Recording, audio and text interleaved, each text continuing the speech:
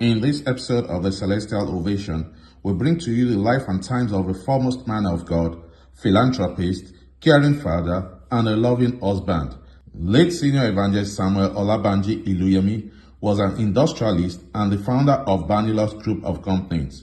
Banilux Group of Companies is a large business organization which is into different lines of businesses, which include automobile, hospitality, finance, printing, manufacturing, and service industry. Late Senior Evangelist Snr Olabanji Iluyemi, whose brother narrated to Celestial Ovation how his brother sojourned to Lagos from Odeirele in the year 1968. Ọmọ ìyá mi ni ìyá kan ló bí wa, òun gangan ni àkọ́bí màmá wa, ń dáàdì wa. So àwa mẹ́sàn-án ni, ṣùgbọ́n àbígbẹ̀yìn wa ò jẹ́ ayé, ìyẹn kú. So òun ni number 1 sons ní dígí ti màmá mi. A dúpẹ́ lọ́dọ̀ Ọlọ́run torí àwa náà àti gbọ́njú díẹ̀ kó tó di pé bọ̀dá wa ó bẹ̀rẹ̀ ìrìn àjò wá s'Èkó yìí. Ṣùgbọ́n ó jẹ́ ní ìwọ̀nba ìrìn àjò táwa mọ̀ pẹ̀lú ẹ̀. Kó tó wá s'Èkó ó lọ sí Salvation Primary School. Àwọn ó dẹ̀ fẹ́ràn eré ìdárayá gan, ó máa ń gbá bọ́ọ̀lù, is a very fine footballer. So gbà tó jáde primary 6 tí ò dẹ̀ sí agbára fún àwọn bàbá wa nígbà yẹn wá lọ fi sí ẹnu ọ̀kọ́ṣẹ́ bí kó lọ máa kọ́ rìpíárà kẹ̀kẹ́ báísíkù, ṣùgbọ́n ẹ̀mí ẹ̀ ò fẹ́ràn iṣẹ́ yẹn. Ló bá lọ mú 20 pounds owó dáàdì wa. At early 90, that is 68 or 69, sir. Mo ṣe ìwà sáwọ́ s'Èkó nìyẹn. Nígbà tí a tún máa gbọ́ níbi ọdún mẹ́ta bíi mẹ́rin sẹ́yìn, sir, a gbọ́ pé ó ti lọ gba ṣọ́ọ̀bù. Ó ti ń ṣe mẹkáníìkì ní 33 Carter Street. Later, ó máa lọ ń ra àwọn fairly used Peugeot bíi 404 àtijọ́ onígun mẹ́rin kankan wọ̀nyẹn. A repair ẹ̀. Ó lè ta bí 500, 1,000 or something. Those are 1,000 yìí mọ́. So ìgbà tó ó yá, àwọn lára àwọn associate àwọn bàbá wọn ẹ̀sán ló mú wọnú federal government tó dẹni tó ń gba contract ní NITE, Ministry of Defence, Aviations, and many. They ní àwọn military friends. Ó tún ní wọ́n aláàjì bàbá yẹn ní retired navy yẹn gbé ní Festac kí bàbá yẹn gbogbo wọn sá àmì wọ́n aláàjì Omírúdé àpò ní bàbá Kàfílà. It is pertinent to state that friends and colleagues of late Snr Olabanji Iluyemi described him as a trustworthy and honest businessman who was very diligent and hardworking. Through hard work and honest la fi mara wa. So ó ṣẹlẹ̀ pé tá a bá lọ sí ọ̀sán bẹ́ẹ̀ yẹn gbàǹjo, a máa ń tajà fún ìjọba ni. Ọ̀sán náà ni mí, ọ̀sán dáa làwọn náà. So tá a bá wá lọ sí ọ̀sán àti ìmọ̀ra wa ń gbà yẹn. A lọ́sàn, tá a bá lọ sọ́sàn yẹn, a máa ń pàdé lọ́sàn. Tá a bá pàdé níbi ọ̀sán yẹn. So débi pé ẹ tó bá jẹ́ báyà gan, ẹ tó bá tajà yẹn torí ìlú dáńgbà yẹn, ẹ tó bá tajà yẹn ó lè fi ẹyọ kan sílẹ̀ fún àwọn ọ̀sánìà tá a máa tà láàrin ara wa. So a máa ń díjọ ń jáde gan torí a máa ń ṣe àdúwọ̀ gan rú àlefẹ́ tó a ti tajà ní 19 states rí nígbà tí Nàìjíríà wà ní 19 states.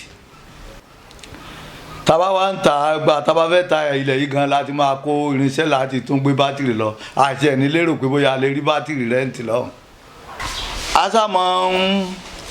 A máa ń bá lọ tí wá stọ́dì wà mí pé mo so ní tẹ́lọ́rùn so àwọn èèyàn wa míì wọ́n mọ gossip àwọn ṣe business iye kan àwọn ṣe kinní kan iye kan àwọn torí striker lèmi máa ń jáde jù mo dẹ̀ mọ̀ èèyàn gan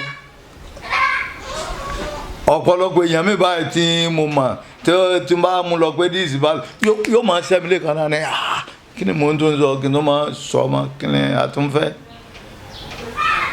ó wà ó sẹ́rí ó máa ń jà get me pàmòlẹ̀ kọ̀rọ̀ wọ̀ sí lọ́rọ̀ ẹ̀ bọ́tì kò sí bẹ́ẹ̀ ṣe lè tẹ́bí wọ̀ pẹ̀lú ẹ̀ bá jà tó bá rí ibi tó máa bẹ́lẹ̀ fi tó máa rówó ń bẹ̀ yóò pẹ́ yóò ní lágbájá wa a ní wa lọ sí bísíǹsì kan báyìí wà kódà kó jẹ́ pátì mọ́lẹ́ lọ wà yóò wà ké sí ẹ. Well, I am a very close friend to late Olabanji Iluyemi. I think 1987, precisely. I am a staff of 90. Since we started knowing each other and friends, he has been a very open-minded person. I too. So the relationship continued like that from there. So when I was still in service till I retired in 1996, and he never disappointed anybody. Yes, if he make promise to anybody, I repeat it, anybody, Banji will fulfill it. Yes, his success is true struggling. It's true struggling, I can say. I know of that. It's just unfortunate. You know, destiny. There's nothing anybody can do by it. You will come, and one day you will go.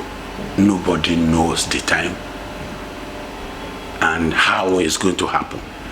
That's just it. The accident that led to the death of late Snr Olabanji Iluyemi happened on his way from Kano to Abuja, where he wanted to catch his flight back to Lagos. We are supposed to be together, but one thing or the other, I could not even follow on that journey. We planned the journey to go together for that marriage, but one thing or the other, I could not follow that time. On the same Third Mainland Bridge, that my cellular ring, say this and that. From there, I go to Kano. I didn't come home. I just called Karim. Karim, meet me at the airport. They have told me he had died, but I don't want to tell any other person, so they will not panic. Ìtòbí wá di pé accident wáyé gan wẹ́ ọlọ́ǹkà ló ní èmi náà ní síbẹ̀ afẹ́dìjọ lọ náà ni Ismaila MD ẹ̀tẹ̀ yẹn kìí ṣe náítẹ̀ o ẹ̀tẹ̀ àwọn ló kọ́kọ́ kó sẹ́lúlà dé 090 sẹ́lúlà olófẹ́ ṣèyàwó fọ́ọ̀mù ẹ̀ ní Kánò so ló wá in fact pé bóyá kó ń lọ sí Kánò yẹn even Ismaila sọ pé ó láwọn obìnrin ni wọ́n máa ń ṣe kíní wọ̀nyẹn pé kò ní di mọ́ọ̀sì nípa ọkùnrin òyìn fọ́ púpọ̀ sá lọ so ìgbà tó dẹ̀ lọ yẹn Smith gbogbo tí mò ń sọ yí ọ̀pọ̀lọpọ̀ èèyàn mọ̀ Smith lẹ́kọ̀ọ́ ń bí ìgbà yẹn ló wà ní IG so ó máa ń ṣe sàrà fún bàbá ẹ̀ every year sọ̀rọ̀ tí mò ń sọ yìí tó bá ti kú bí ọ̀tún la ẹni máa láti ra àgbò èmi ni máa gbàgbò lọ fún Smith ní Ìkòyí so ó wá rí i pé ó máa mísì ibi àdúrà yẹn ó wá pe oníkan l'Ábújá pé kí oníkan jọ kó bá ra tíkẹ́ẹ̀tì tó fi bá wá sẹ́kọ̀ọ́ ṣẹ́ńgẹ́t mi ní bí ara afternoon kó lè bá tí bá ti bọ̀ láti yàbọ̀ lákàn wá síbi àdúrà yẹn straight oníkan ti wá ra tíkẹ́ẹ̀tì kalẹ̀ in one on the way from Kano ibi tó gate 1 kilometre to Kano yẹn ibẹ̀ ni Comfort Road ibẹ̀ ni wọ́n ti forí sórí pẹ̀lú mọ́tò kan tó kó ayọ́nù round by so ibẹ̀ ni Ọlọ́run ti ní ọlọ́jọ́ dé so ibẹ̀ náà rádẹ́ níbẹ̀ gangan fóònù àpò ẹ̀yàn náà wọ́n fi pè kò yé yín so bí ara ń sì sí ń jọ yẹn ni a bá gbéra èmi Mr. Kọ́lá Leo ìyẹn ẹ̀gbọ́n ẹ̀ àti lọ́yà bá sátà play láti airport níbẹ̀ bá a ṣe lọ gbé nìyẹn even fọ́tò yẹn wà lọ́wọ́ mi sìn gbogbo àwọn ọmọ ò rí fọ́tò yẹn rí. He's a mobilizer. Anything that happen, either within your family or within any of our friends, Banji will be in the front. Either money or anything, it will be in the front. So it's a very, very nice somebody that we miss. Ẹni tí ò bá súnmọ́ sá paramọ́lẹ̀ kọ̀rọ̀ wọ̀ sí ni ọ̀rọ̀ rẹ̀ o paramọ́lẹ̀ kọ̀rọ̀ wọ̀ sí bọ̀ tó bá rí ibi tó ti máa benefit kódà kẹtẹtẹ ìjàdá kódà ó lè tiẹ̀ mọ́lé o tó bá tiẹ̀ mọ́lé yóò lọ pè é pé wá sáré business kan ti wà so débi pé tí a bá ti wá mú business wá àwọn míì wọ́n ti pé ṣẹ́gẹ̀ẹ́sẹ̀ pé bàbá Kàfílà ni ó tẹ̀lé àwọn alo ni ó tẹ̀lé yan àwọn aláwọn ò lọ adéṣèbàtúlẹ̀ máa lọ torí bẹ́ẹ̀ sí rí mi yìí ní tí mo hé tìjú láyé nírọ́ irọ́ mi ò mọ̀ bóyá nǹkan yẹn ti pa mí rí ó ti wá mọ́ wà mí ó mẹ́fẹ́ tí àìmọye àwọn oṣù tí wọ́n lọ bá pé bàbá Kàfílà ti bá ní alóhùn ti gbọ́ wọ́n lọ bá pé bàbá Kàfílà ti ń kọ́ alóhùn ti gbọ́ wọ́n lọ bá owó tó bá parí ẹ̀ tábà dìjọ jòkó kọ̀ọ̀kan ní alóhùn oúnjẹ ló ń mẹ́ni tí ọ̀tá rẹ̀ pọ̀ jù nínú yín báyìí tí ọgọ́ ni wọ́n lọ bá tí ó máa fẹjọ́ jù pé bàbá Kàfílà ti kọ́ bàbá Kàfílà alóhùn ti gbọ́ ní bàbá Kàfílà ti kọ́ alóhùn ti gbọ́. It's a very, very nice somebody that we miss. Yes, and we all feel it, and we know we feel it. We may not be telling, but it affects everybody, every of our friends. Torí gbogbo bí tá a wà lẹ́nu yìí náà environment òun yẹn ni torí environment yìí important nígbèsí ayé yẹn nípa pé kéèyàn ò bẹ̀rù èèyàn láyé wàláhì tàláhì kódà kò sẹ́ni tí mo bẹ̀rù ẹ̀ sí rí mi mo stubborn gan bọ́dì ohun tí a bá láwọn ẹ lọ sọ fún bàbá ẹ lọ sọ fún Banji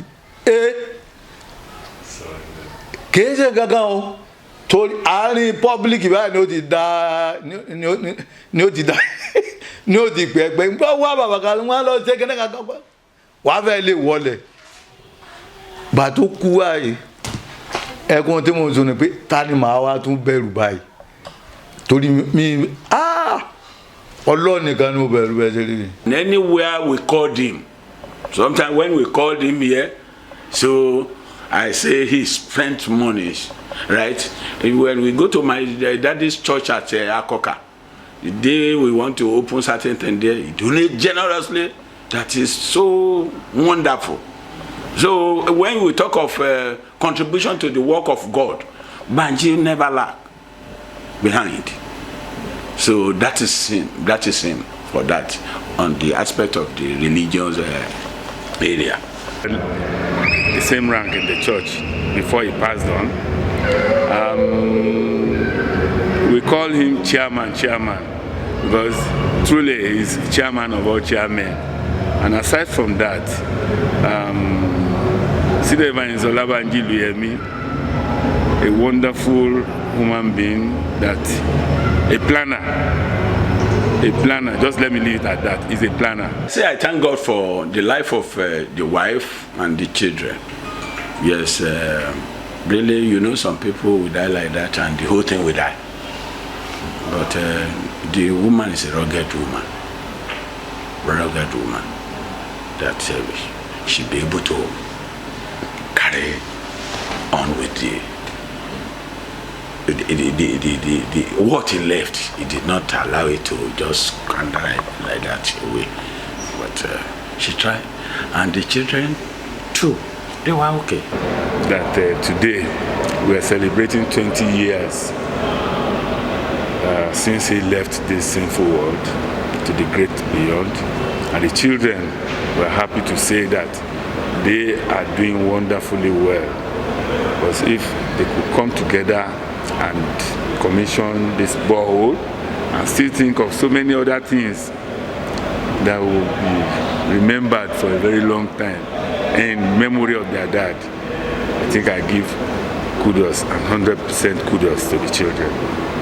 The children of late Snr Olabanji Iluyemi, who were teenagers at the time of his passage, described good memories of this great man. They also narrated how he showed love to the needy and less privileged. I'm proud to be his fourth child. Growing up days was lovely. Was a loving father, kind, always there for us, and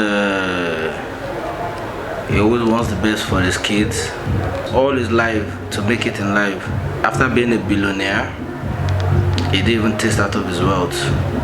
He died untimely death at the age of 43. Last a night before he traveled, and he told me that I was going to come back because I still gave him, I still made him a meal for him, which was curry and milk before he slept, because he likes to drink cold water, curry and milk with fried meat. You know, he's a loving man, he's down to earth. With all the billions, he's ready to take curry, ready to eat anything. He could even stop on the road and take bully on the road.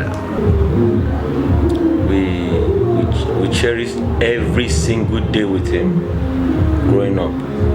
You know, he was very loving. You know, he adored us. He looked after us. The children are good children. He's a lucky man that gave birth to, or God gifted him with good children. You know, 20 years and his things are still fresh, not damaged. His room is still fresh. The house is still fresh. All the building he built are still fresh, still there. And Shomo Akoti later, we built on it, what he left behind. Was a fun person to be with, you know, always telling you to do right by people and do right by yourself, and always, you know, lending a helping hand wherever he could, and he tried to bring everybody from far and near together and build them up, make them somebody in life. And generally I would say it was just a big-hearted guy. Yeah. At least I don't have much to say, but he's a father of all father. Sometimes when I look at it, I believe maybe I'm still dreaming, that I've not woken up from my dream. But to say the truth is reality. It's already 20 years. I just remembered, my father is the kind of person that anywhere he is ready to eat with the poor, is ready to eat with the rich. Because I can see anytime my daddy is in his site, when he was building, you know all these amala hawkers, they normally come to site. My daddy will sit down with his with the builders, the laborers. He will sit down with them, collect the woman that is selling amala, the plate. He will collect it and eat with them. Even those when they will say, Organi, no, don't. He said, no, we are all human beings. He's business oriented. The fact that this guy can make turn the dust into something fancy, something you can see and admire. You see men on the streets and bring them up and make them something.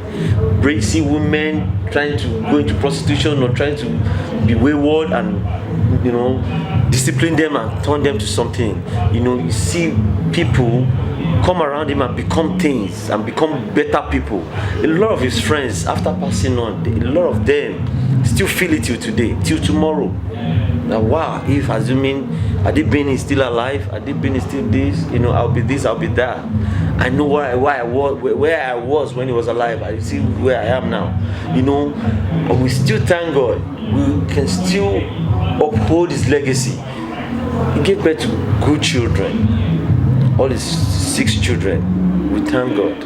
We thank God where we are now, in good health. So we have to celebrate. He trained us well.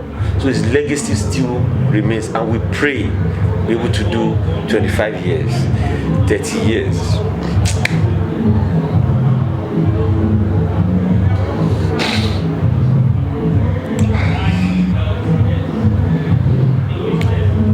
Sometimes